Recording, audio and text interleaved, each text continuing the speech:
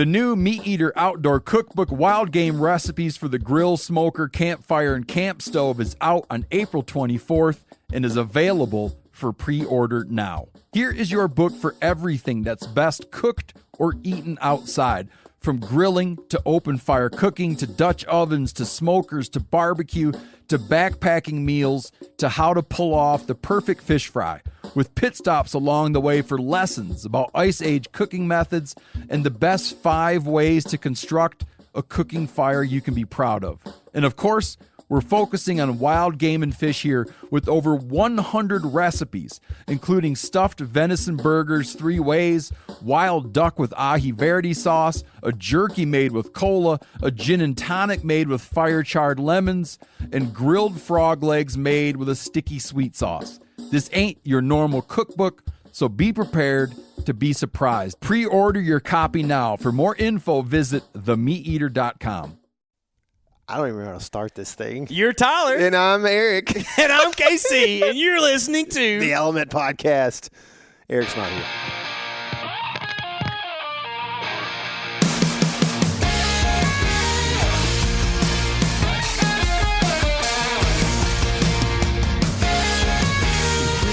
What's happening, all my woods people? This is the Element Podcast, formerly known as the Elephant Podcast, brought to you by First Light Gear. And like I said, Eric is not here. I don't know why I said that. I was caught way off guard. But KC and I are here sitting around. He's sitting on the Nebraska Furniture Mart couch, and I am on a camo chair that I've had for a minute. This is one of the first chairs, a piece of furniture Did you get that in high school? No. When did I might have got this like in college. I can't remember. I've had it a while though. It's cool. It's actually the old Advantage Wetlands camo, which is a cool pattern. I remember when it came out, I was like, oh, dude, that's the duck hunting pattern, you know. Mm-hmm. And it still looks cool, man. I mean, you could probably kill deer out in the plains with this stuff. I imagine, man. But anyway, Casey and I got a lot to talk about today, and we don't have a ton of time to do it, so we're gonna cut to the chase. The first thing I want to do is something that I actually don't want to do, but I think it's the right thing to do, and that's what we try to do. So we kind of have a little announcement here. There's been several people over the last few weeks that have asked what happened to the nilgai hunt that was on the Meat Eater YouTube channel. And, so I'm going to tell you guys what happened real quick. So Casey and I hunted a, piece of public land that had nilgai on it, and we killed the nilgai. And as you can see, in the video, we're wearing blaze orange the whole time. This particular hunt, there's no gun hunting going on while we're on this place. It's only archery. But in the rules, it says that there is, you're supposed to wear blaze orange and anytime you're not in movement. So you can take it off anytime you're in movement. That's right. You can, sorry. Yeah, I might have. Anytime you're not in movement, you're supposed to wear it. So anytime you are moving, I'm sorry. You said it right. If you're moving, you have to wear blaze, and then when you're not in movement, you can take it off. So KC and I, what we would do is we'd truck into a place, and then we had found kind of a place where somewhere around we'd seen some sign and stuff. We'd seen some nilgai, and so we truck in there, and the mosquitoes are terrible. Even in, the winter, it's like still pretty terrible mosquitoes. And so what I would do is I'd take my blaze off when I sat down, and I would put a hoodie on after walking in. So after I'd kind of cooled down a second, put the hoodie on, mosquitoes are not biting me on the arms anymore in my short sleeve, And then we just sit there and kind of see what happened, as they say. And we end up that morning seeing a bull coming down a trail, and he is going to our downwind. And so we take off. You can see it in the video, or you could see it in the video. We take off around this mesquite tree, so we can get a shot to the trail that we know he's on before he gets to our wind. I bet we moved 10 yards, and the last thing I thought was, I got to put my blaze on. I just went and did this because he was within 100 yards probably, like he's getting close. He's, striding it out. Well, we loop around this thing, and I shoot him. And he goes down, but I got to finish him. So I finish him, immediately go back and think, oh, man, my blaze isn't on. So I go back and I put the blaze on. Meanwhile, you and I, we had drawn this hunt prior, and we had talked ourselves into the fact that once you got to your hunt area, you could take your blaze off. So we had kind of somehow scrambled the message right a little bit somewhere along the way. And I have full editing power over this thing, right? And so we put this out not thinking we were doing anything wrong. So plain and simple, that's what was in. I could have cut it out, right? And nobody, I could have done some, or maybe not even shown it, right? But I just wasn't aware that we were breaking a rule that, maybe slightly hard to interpret, right? But it still definitely seems like that you could say that we broke the rule. So anyway, I put my blaze on immediately. There was no malintent. I wasn't trying to break the rules. I wasn't trying, neither one of us were. At the moment, if I can interject a little Sure. bit, I didn't feel like we were. No, I didn't either. I didn't think that it was like, oh, shoot, that's why I left that it in. up. I just thought, oh, well, I walked 10 yards and shot this thing. So anyway, you wouldn't think that, if you're walking towards an animal that you'd be walking towards a hunter probably either, and in that case, we were a long ways back in. I felt pretty confident about it, but I didn't think about it either because we're bow hunting, So anyway, that was, I guess, a rule that we broke. And then there's another rule that we broke as well. Another one by not intentionally, and I'll tell you the story on this one real quick as well. But this is why we took this hunt down. We decided to do that. We did not have to do that, but we took it down because we thought it may be the right thing to do at the time. So this is something that may be an advocacy of mine at some point. I would like for it to be, actually. I just think that I'm not sure how much of a battle I really want to get into. But there was a rule that was created, and I don't know when this all came into effect, but Hollywood, if I had to guess, Woodrow Wilson did it because he did everything bad. So, so Hollywood would go and, they would create these movies and stuff on public lands, right? They're bringing in cranes and Jeeps and kind of tearing up these sites. They've got 50 or 100 people on the crew on the site and kind of, definitely like creating some kind of, I guess, destruction to these sites a little bit on public lands. So at some point, the feds decide, and therefore, I guess states also follow on a lot of this stuff, to enforce this thing called commercial film and photography permitting. So this was intended, like I said, for big Hollywood crews. We are technically supposed to get commercial film permits, and we do that as often as we are supposed to do that. We try to attempt to do that. And in this instance, let's see, this was 2022 season, during the early season, so September, I had messaged somebody, and I'm not going to give all the details here because I don't want to give away too much, but essentially this type of public land, it was a particular type, right? There's different types of public land. There's national forests, national parks, WMAs, state, NWRs, all these different types. Well, this particular type, we were going to film permit.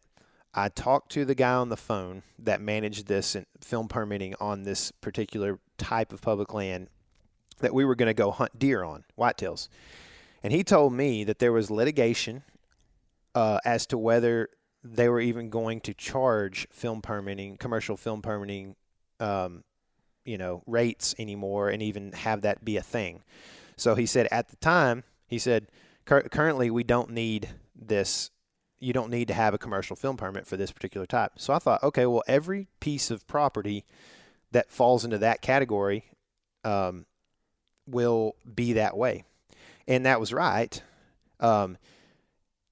Litigation can take a long time when it's in private affairs. Apparently, it gets wrapped up really quickly when the government stands a chance to make money off of it.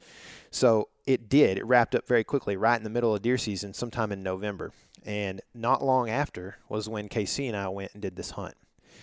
And so and we had no clue that the litigation had wrapped up. I thought this would be potentially a multi-year deal, but for sure multi-months, and it happened like it was done in hoping that it would month never or two. Come up again. That's what I hoped it was. Yeah, like they would just, and that's the thing is, at the end of the day, you and I both paid money to have hunting licenses and permits to hunt this place, and we're carrying in a camera. Mm-hmm. You know what I mean? So like, we're not doing any. We're both hunting.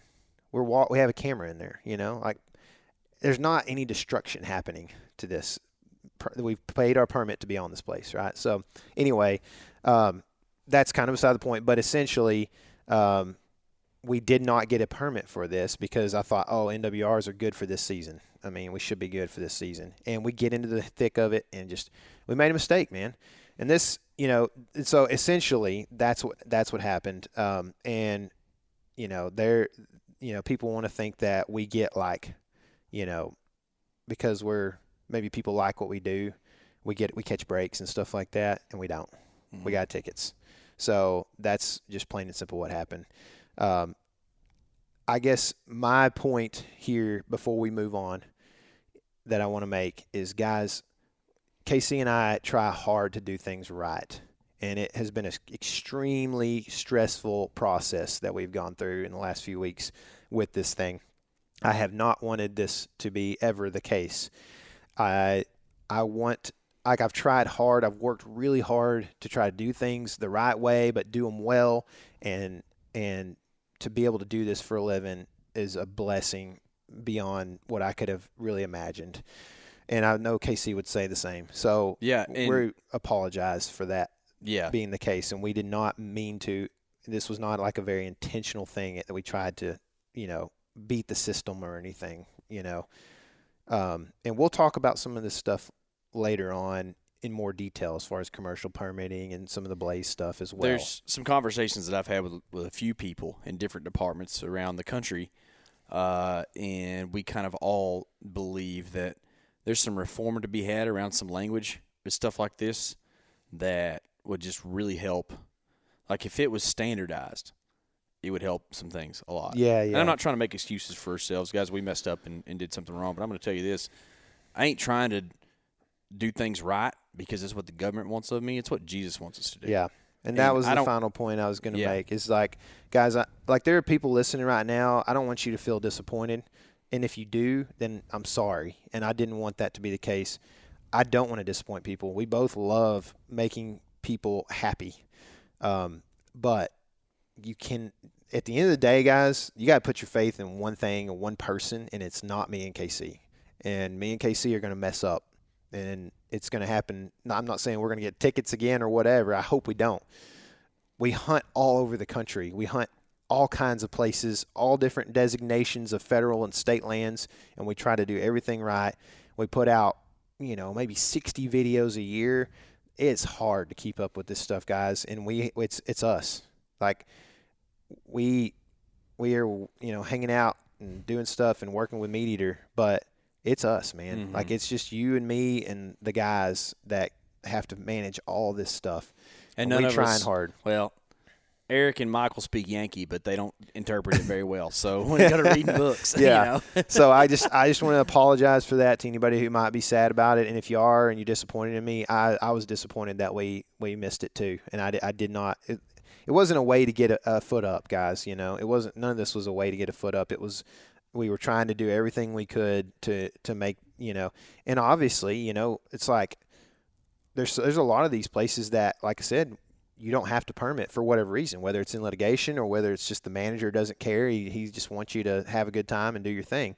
And so, that you're not trying to just give away money too. So like, mm-hmm. You got to try to cross all your T's and dot your I's. And like I said, we weren't trying to do it on purpose. So in all that, guys, the only guy who's ever been perfect was Jesus. And I'm just going to go ahead and say that because this is my opportunity to say that I fail, man, and I need him. And honestly, his me being able to pray to him and lean on him in this moment has been the only thing that's really kept my anxiety at bay in any sort or any manner at all. Matthew 6:26, man, that's what I've been thinking about a lot lately. So anyway, if you're good with it, then let's talk about pig hunting. Yeah, that sounds good. I feel like there was one other thing I was going to talk about. Oh, there was. So I think that this kind of points us towards seasons to come, and I kind of want to be honest with everyone who has been a follower of the element for a long time. Because of the stipulations surrounding public land, you might see us on private land more than you used to. Yeah. That's not the only reason. A lot of times private land hunting's better too. Well, for sure. But that's a huge part of it. So that's if you see a shift in some of the content that we produce, that it's a big part of it because filming things on public land makes it difficult. Yeah. It's like, I mean, and it hurts us to kind of do because we love figuring deer out on new places. That's like that's a super fun part of what we do.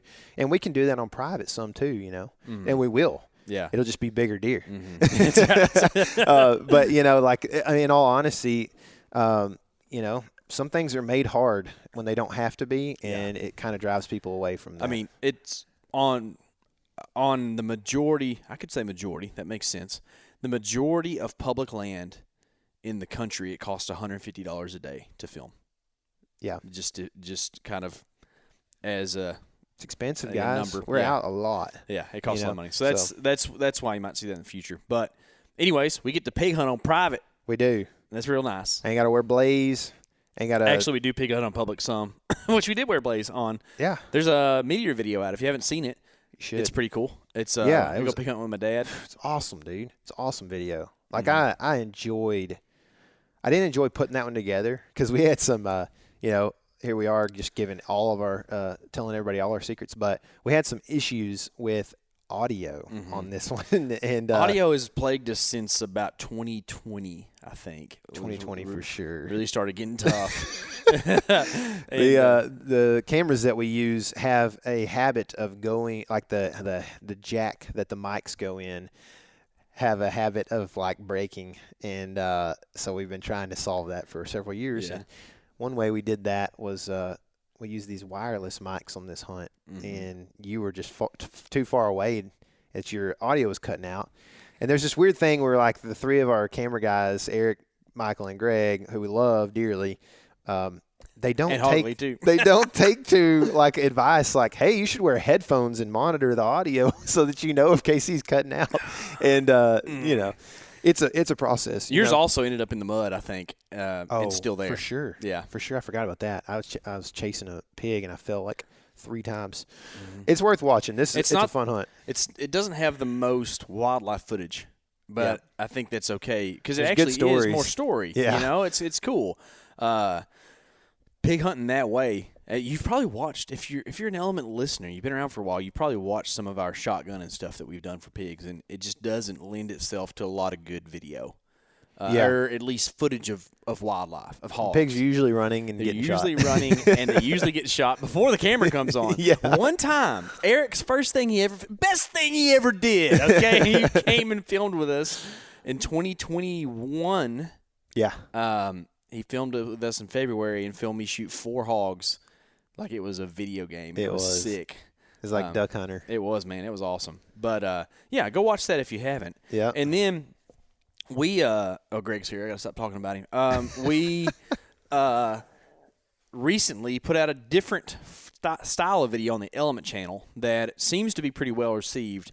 I think a lot of people this time of year are thinking about doing something because deer hunting's over for a lot of the country.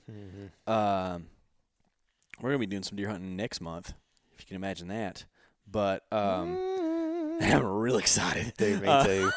Me too, dude. Oh, man. I went home and was telling my wife about that. That's how excited I am. I usually don't tell her about hunting trips or whatever. Let's go. Because she didn't know. She didn't know what's going on. Yeah. But anyways, we put out a video about how to hunt hogs and the different ways you could do it. And I think that the Texas Board of Tourism is going to pay us for this video because we told people how to come to Texas and shoot pigs.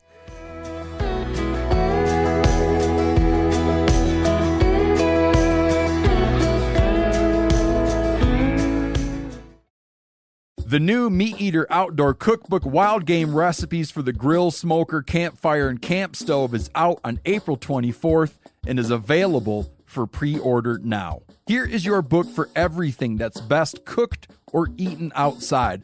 From grilling to open fire cooking to Dutch ovens to smokers to barbecue to backpacking meals to how to pull off the perfect fish fry, with pit stops along the way for lessons about Ice Age cooking methods and the best 5 ways to construct a cooking fire you can be proud of. And of course, we're focusing on wild game and fish here with over 100 recipes, including stuffed venison burgers 3 ways, wild duck with ahi verde sauce, a jerky made with cola, a gin and tonic made with fire-charred lemons, and grilled frog legs made with a sticky sweet sauce.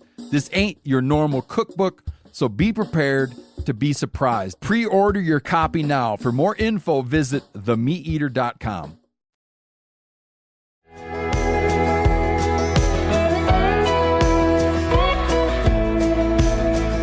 Dude, it's like, the problem is, like, you think, oh, man, I don't need to know how to hunt hogs. I know how to hunt hogs. But it's like about near a highlight reel. Mm-hmm. It's got, like, just shots of pigs all over it. Yes, did y'all know? Let me tell y'all something. Did you know that the Element, for the first 3.5 years of its existence, thought that people didn't care to watch hog hunts? Yeah. So we would shoot hogs but not show the footage. Mm-hmm. So we don't have a lot of stuff from the 20 teens. Instead, we went postseason scouting when we should have been pig hunting. Should have been pig hunting for sure. Because it was way funner to do than postseason scouting. But we did now, learn a lot. In the last 3 years, we've got a lot of hog footage. Yeah. We've shot a lot of pigs. I didn't realize how many. Yeah. I mean, so Michael put this video together, did a really good job, and he somehow found pig after pig. I mean, it's like there's hardly any footage of you and me talking about. I mean, there's audio of us talking about it, but there's not footage of us sitting there talking. It's mostly just pigs the whole time. So if you want to watch some cool hog shots and listen to some stuff, it's like a podcast on video almost. So footage that we take is stored on something called a hard drive. You may or may not know what that is. There's external and internal. Every computer has a hard drive on the inside of it. But we use these things called external hard drives. They look like a big deck of cards. It's about the size that they are, and there's probably 35 of them sitting on that. I think there's more. There's 5. So 5, 10, 15, 20, 25, 28, 30, 33. It's closer to 50. Yeah, it's going to be closer to 50. Each one of those costs $100 or more. Plus the working drives we have that cost more than that. I think there's over 50 there. But each one of those holds 4 terabytes of data. And they about near all are full. Yeah. And we went through all of them looking for hog footage. And I don't know if you understand how much a terabyte is, but it's a lot. It's hard to tell me how. It's like a billion. Yeah, it's a dillion, as Tyler's been saying lately. It's a dillion's worth of footage. Bob Dillion. I mean, it's hard to say, but each one of those probably has like 100 hours of footage on it. Who knows, right? But it's a lot. It's more than you can imagine. And we went through all of it and found, I think, almost every shot at a hog that is on film from the Element is on those hard drives at the moment. Even some misses. Even some shots are in there. Yeah, shots qualify for all that. Yeah. So that's all within that video. And we actually give you some of our, like, we go through 4 ways of doing the thing. Yeah. And there's we didn't include helicopter hog hunting because, I mean, somebody else is going to tell you how to do that, not me.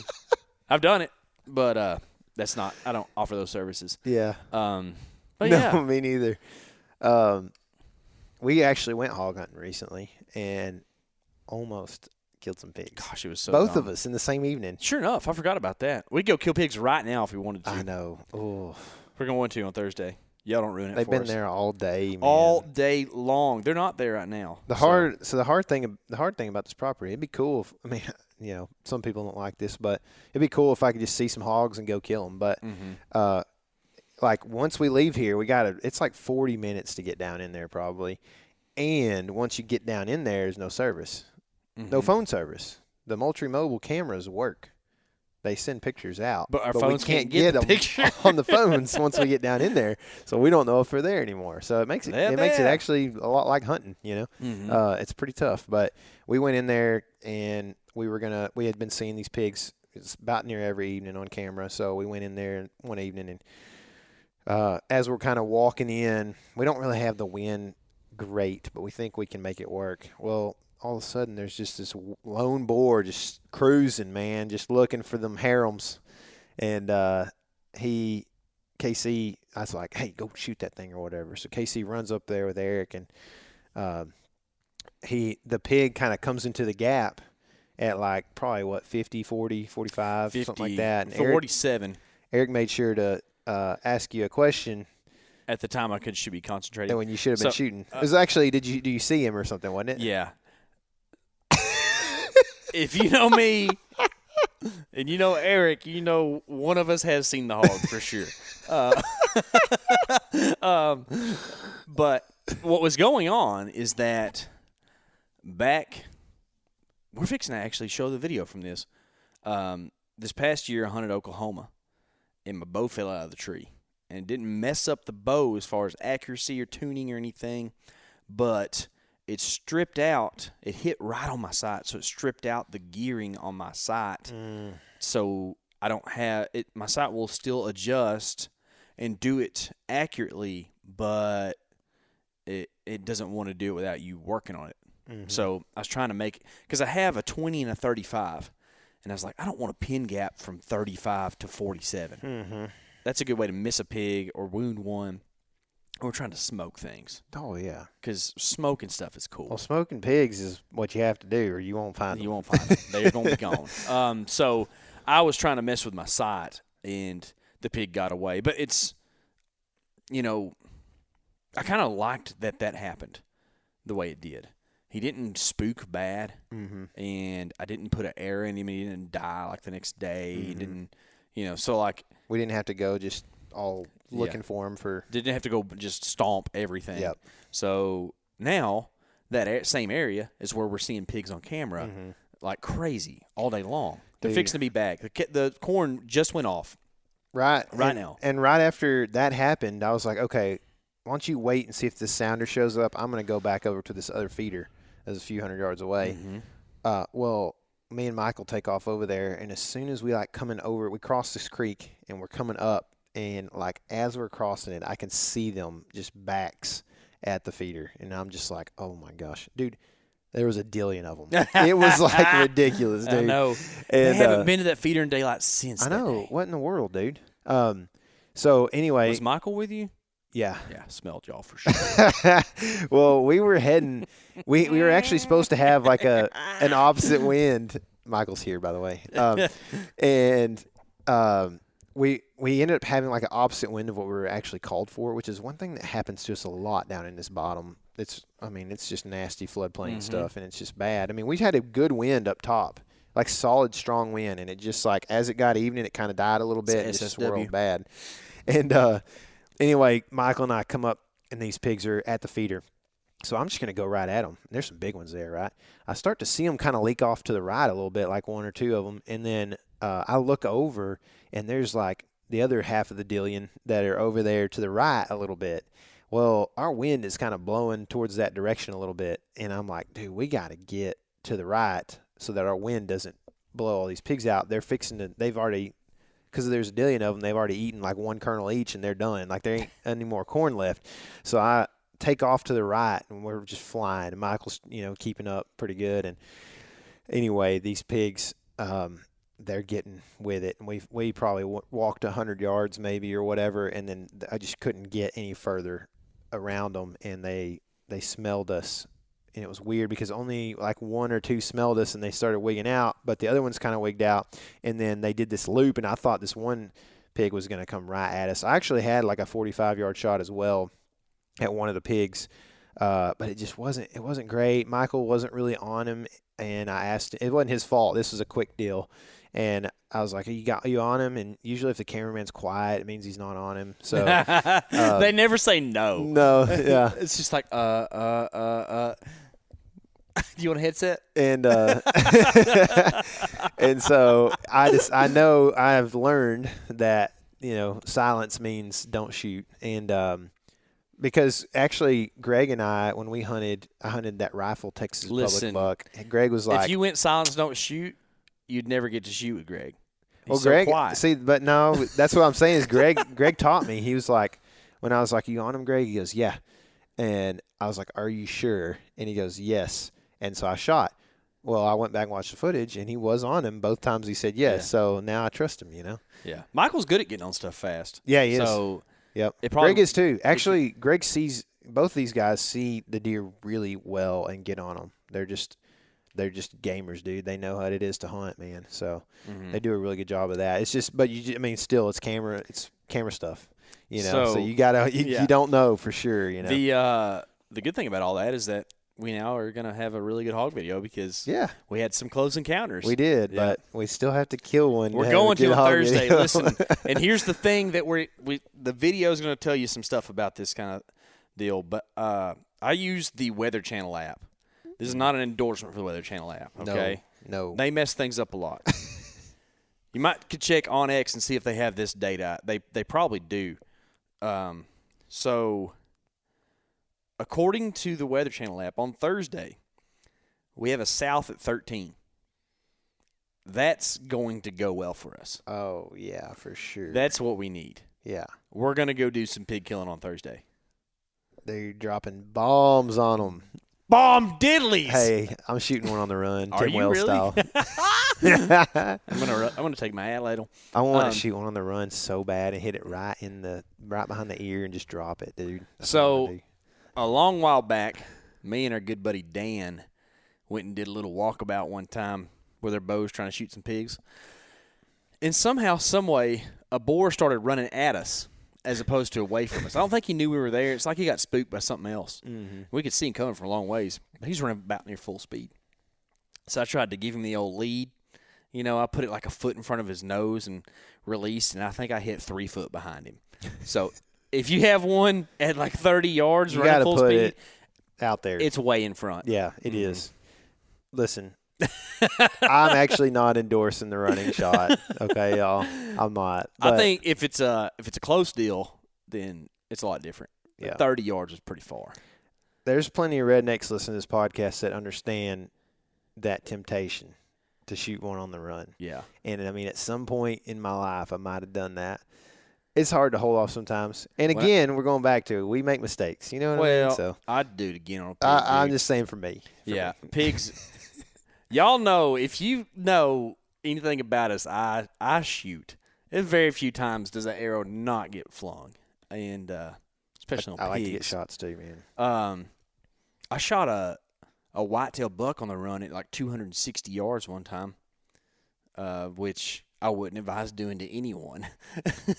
It was on my 5th shot with my 7-mag. That was 11, okay? So, you try stuff when you're 11. Oh, guarantee. If you don't, then you try stuff when you're in your 30s and you look way dumber. Yeah. And I still look dumb. Yeah. So you can think about, it's the same whitetail buck, 5 shots. I'm on the edge of a rim rock, and he's just running through the bottom, getting lead flung at him. Well, I hit him in the antler at some point in time because it knocked off half his rack. Dang, I thought that Illinois was the first time you ever shot a deer in the antler. No, it wasn't the first. First time with a bow, I think. And then I shot him on 5th shot. Well, if you know anything about a Remington Model 700, they only hold 3+1. So I'd emptied the clip and had to put another one in there and dropped him. Dang, dude. Yeah. But you don't talk about how many shots there were. You dropped. You're like Jerry Mikulek or whatever his name is. Misulik. I don't know. However you say it. You know which one it is. Y'all send me a message. Yeah, that's right. That dude is bad to the bone, dude. Yeah. He is bad. I like the guy that shoots the bow. Shooting him aspirin and stuff. Byron. Yeah. Byron Nelson, I think, right? I think that's right. He's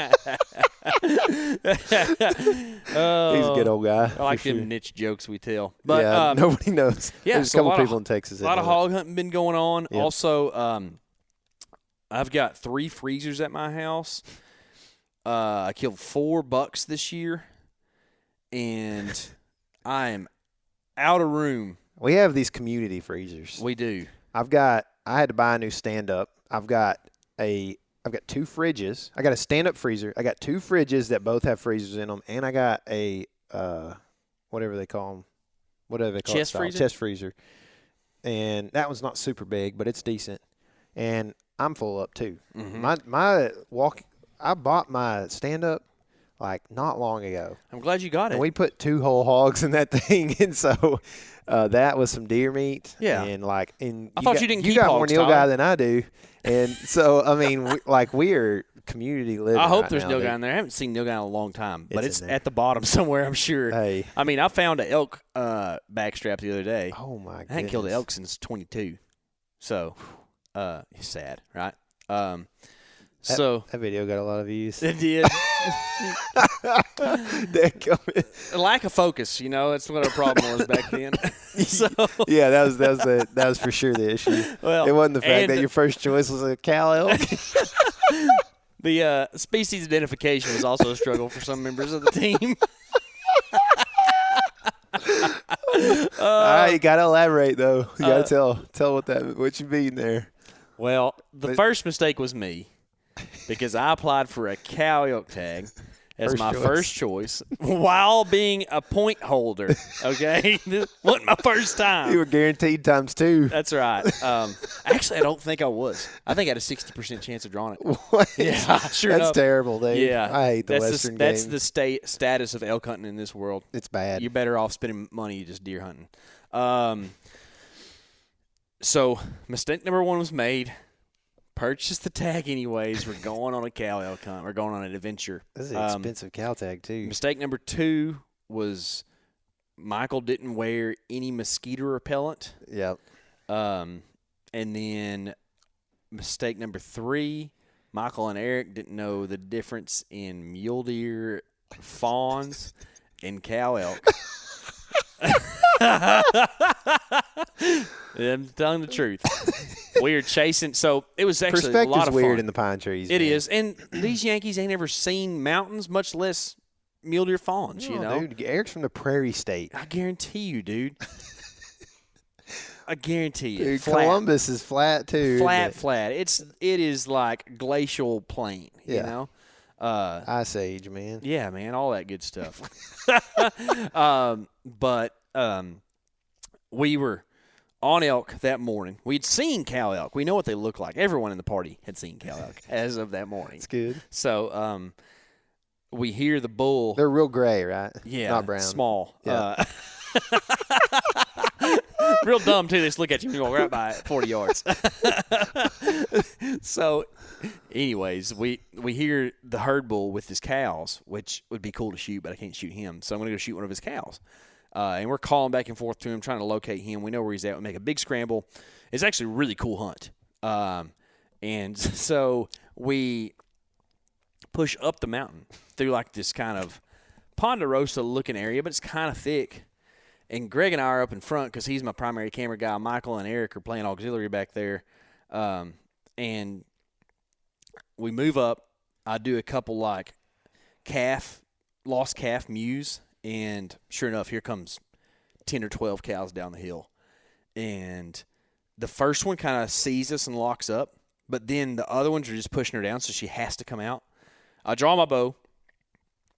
She catches me drawing, makes a little loop, and ends up like 10 yards further out.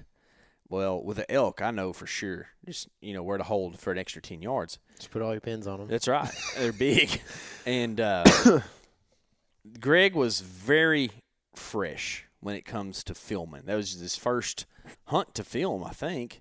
He filmed some go-kart action, some golf cart. Tennessee. Oh, that's right.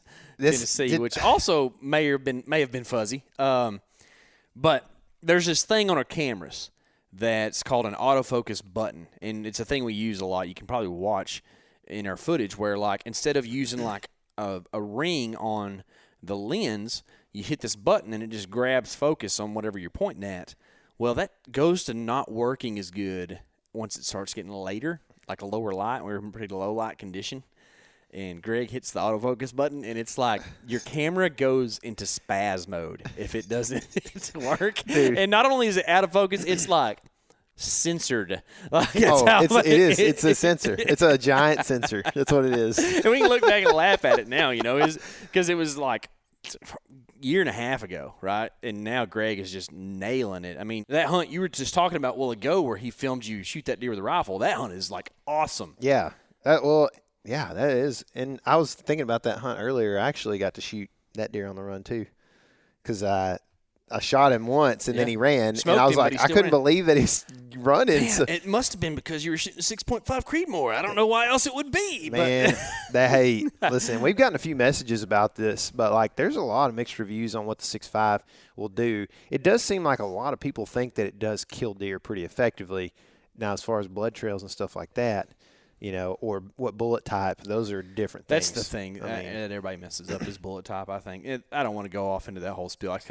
I like to kind of say polarizing things that actually not have – you see me do this, like in Ohio one time, like sometimes you just say something to continue the conversation, not that you actually believe playing the flip side of the coin for fun, right. It's just like, hey, well, what points are you going to make? It's more funsies, And I mean, sometimes you want people to make points so that you can learn what points you want to make, because you have the same stance. Right. That's what I mean? I want to see what the other guy would have to say about that. Yeah. So, But all that freezer talk to say we got to figure out a way to not have so much stuff in the freezer. Mm-hmm. So you've all been waiting for it. The Element Culinary videos are on the way. No, seriously, we actually are going to do a little bit of this stuff because I think a lot of us are in this situation where the world's a little weird. So there's this whole prepper aspect to things, or homesteading, where we're trying to become less dependent on, the big grocery stores, or maybe you're just looking at a new way to cook meat, whatever it might be, or our main function is to find more freezer space. And for me, I'm kind of like, I'd like to rely less on electricity and not have to have 3 freezers. So recently we did a deer meat cannon video, which I've never done any deer meat cannon, but a whole year ago, I got a pressure cooker for Christmas, and I have not used it for 1 whole year because I haven't had time, but now we were like, you know what, let's make a video about this and try this. So it forced me to kind of take the plunge, and I think the results were better than expected. For me, for sure. Like, there was a I won't give away too much about what happened in the video, but we did mess up something. What we decided we could do better, and it caused me to believe that this wasn't going to be nearly as tasty as it was, and it was fantastic. I loved it. Let's go. Yeah. Yeah. So we now are going to be – Michael's working on that video, I think. Is he right now? Oh, okay. Oh, okay. Who's doing that video? Okay, yeah. Okay. That's kind of what I meant. Michael's doing that video. It should be probably tomorrow or something. Deadlines are he kind loved of a that funny one. thing around here. He loved that joke. We'll have another video. I told you about that Oklahoma hunt. We'll have that video out soon, and then the next video will be the deer cannon video. But if you haven't, go subscribe to the Element YouTube channel, because that Oklahoma video very well might be out by the time this podcast is out. I don't know. We're about to look at it right after this. Remember to do that, and remember, this is your element. Live in it.